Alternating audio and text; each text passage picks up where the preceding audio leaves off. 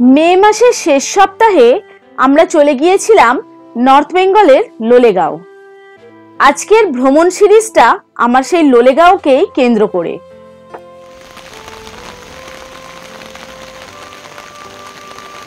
এই লোলেগাঁওতে গিয়ে আমরা ফুল কার ক্যাম্পিং করেছি, সেই এক্সপিরিয়েন্সও আপনাদের সাথে শেয়ার করব।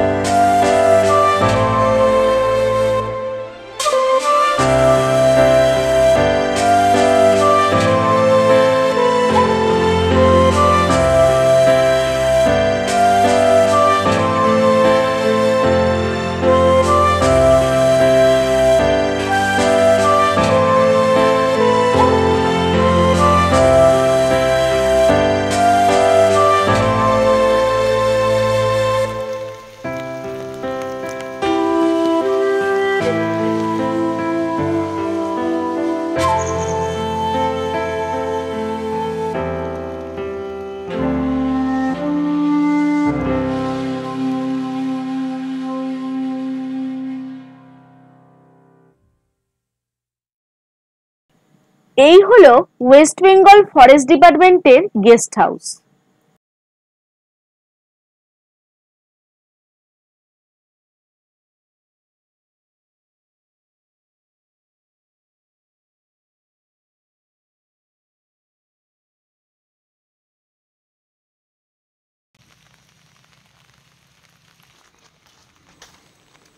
এই রাস্তাটা চলে গেছে কাফের গাঁওয়ের দিকে।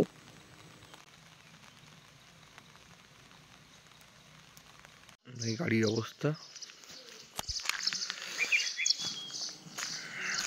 লোলেগাঁও ইকো পার্কের অপোজিটে একটা বাঁধানো চাতাল আছে।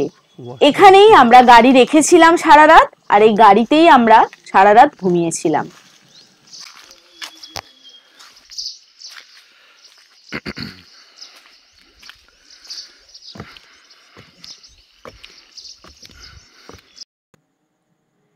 সময়টা মে মাসের লাস্ট উইক হলেও পাহাড়ে কিন্তু বর্ষা ঢুকে গেছে, তাই লোলেগাঁও গোটাটাই মেঘে আচ্ছন্ন। এই হলো লোলেগাঁও ইকো পার্ক। এখানে পার হেড এন্ট্রি ফি 20 টাকা করে। আমরা এখন রয়েছি লোলেগাঁওয়ে। লোলেগাঁওয়ের যে মোড়টা, সেই মোড়ে যেখানে গাড়িগুলো পার্কিং হয় তার ঠিক সামনেই রয়েছে এই ইকো পার্ক। ইকো পার্কের মধ্যে রয়েছে বুদ্ধ স্তূপা, আর পাশে রয়েছে আই লাভ লোলেগাঁও। দুটোই কিন্তু অবশ্যই দেখবেন।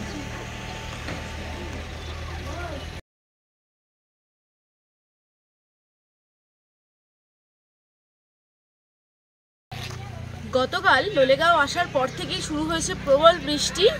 এখন মে মাস হওয়া সত্ত্বেও এই জায়গাটা পুরো মেঘে ঢাকা।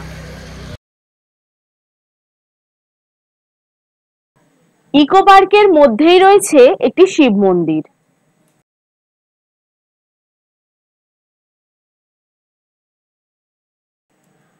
আমরা পার্কে এসেছিলাম একদম ফার্স্ট সকালে, তখন সেভাবে টুরিস্টের আনাগোনা হয়নি, তাই পার্ক একদম ফাঁকাই ছিল।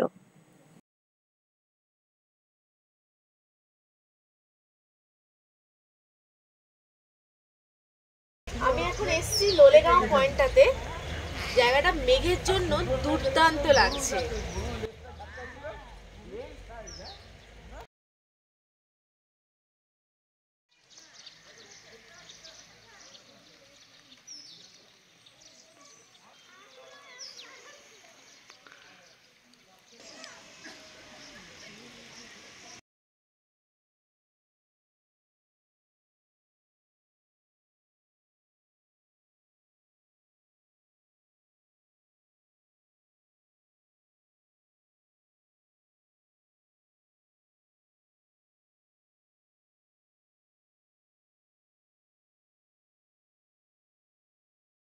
ইকো পার্কের ভেতরে এই জায়গাটা কিন্তু অনেকটা জায়গা জুড়ে আছে।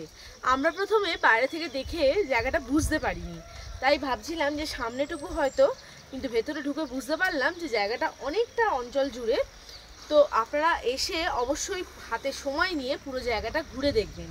আর একটা যেটা বিষয়, আমাদের ভিডিওতে নিশ্চয়ই বুঝতে পারছেন যে জায়গাটা মেঘ থাকার জন্য অপূর্ব না, মানে দারুণ লাগছে জায়গাটা, আমি ভাষায় বোঝাতে পারবো না। আপনারা ভিডিওতে একটু কাইন্ডলি দেখে নেবেন জায়গাটা কেমন লাগছে।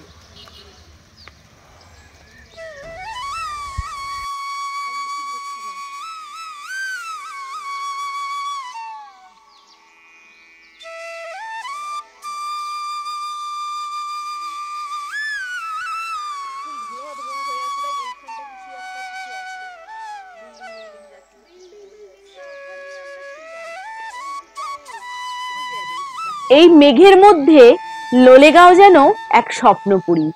আপনারা লোলেগাঁও এলে এই ইকো পার্কে অবশ্যই আসবেন।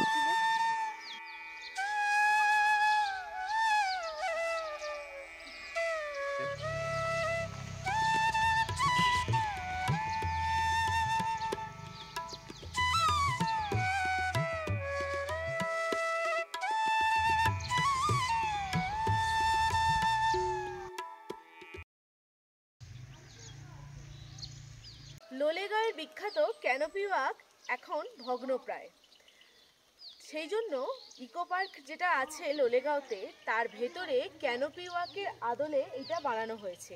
আপনারা এসে এটা ট্রাই করতে পারেন।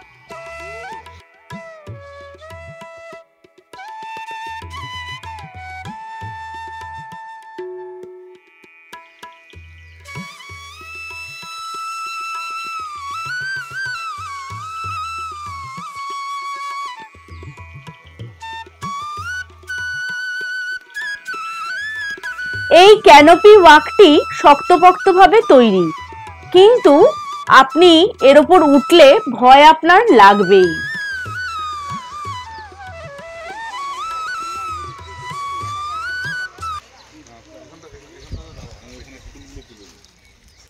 পাহাড়ে আসবো আর আমাদের কবিদের সেই বিখ্যাত রোডোডেনড্রন দেখতে পাবো না, সেটা কি হতে পারে? এই সেই বিখ্যাত রোডোডেনড্রনের গাছ, যদিও ফুল এখন নেই। এই রোডোডেনড্রনের গাছকে নেপালি ভাষায় লালিগুড়াস বলা হয়। নামটা খুবই মিষ্টি আর খুবই সুন্দর। লোলেগাঁওতে সেদিন সারা রাত চলেছে অঝোর ধারায় বৃষ্টি, আর তার সাথে প্রবল ঠান্ডা। এরকম একটা অবস্থায় আমরা গাড়ির মধ্যে গুটিসুটি হয়ে চারজনে বেশ ভালোই ঘুমিয়েছিলাম। সকালে যখন ঘুম ভাঙলো তখন চারিদিক তখন মেঘাচ্ছন্ন আর কুয়াশায় ভর্তি।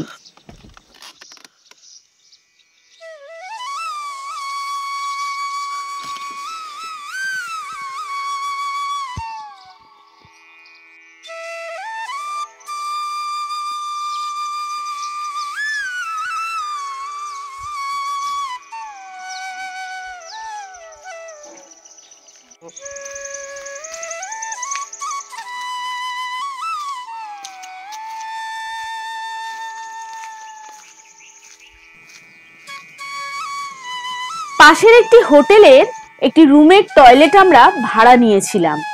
সেই রুমের ব্যালকনি থেকে ভিউটা ঠিক এই রকম।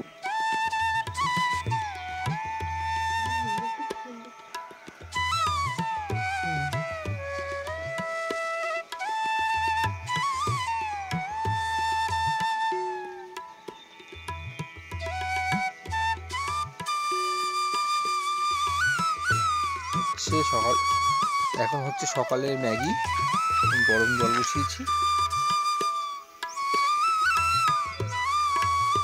সকালবেলা ব্রেকফাস্টে আমরা গাড়িতেই বানিয়ে নিয়েছিলাম গরম গরম ম্যাগি।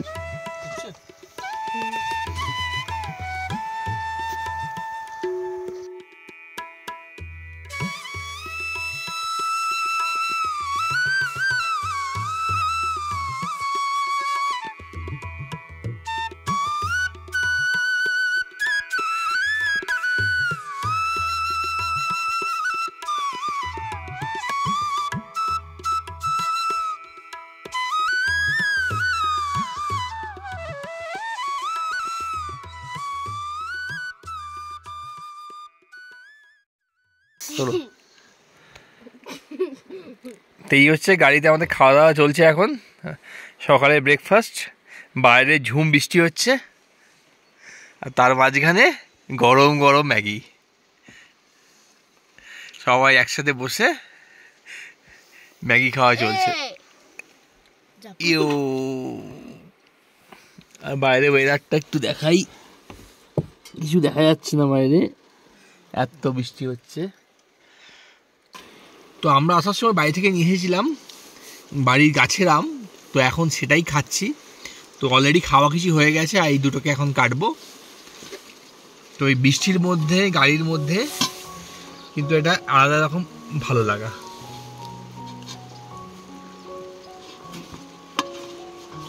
দেখুন আমটা একদম টুসটুসে লাল।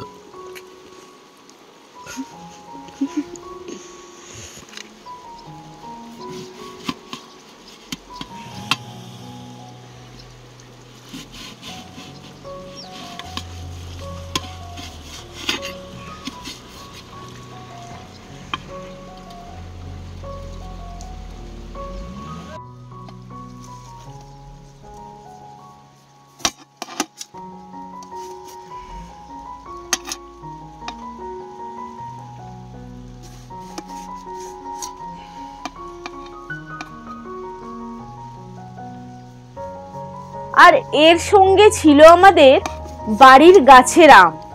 এই সময় যখন বাড়ির গাছের আমগুলো আমরা খাচ্ছিলাম, বলাই বাহুল্য বাড়ির কথা ভীষণ মনে পড়ছিল।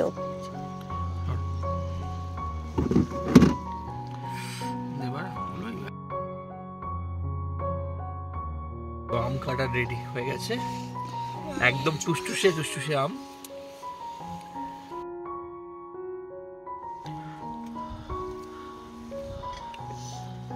কেমন লাগছে? খুব সুন্দর।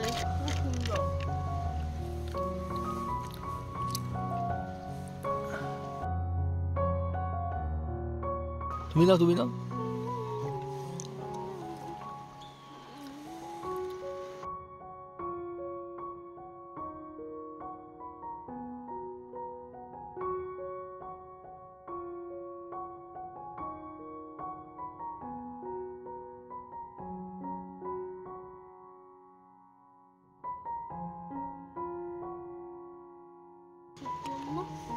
খাও গুবলু, খাও গুবলু, খাও।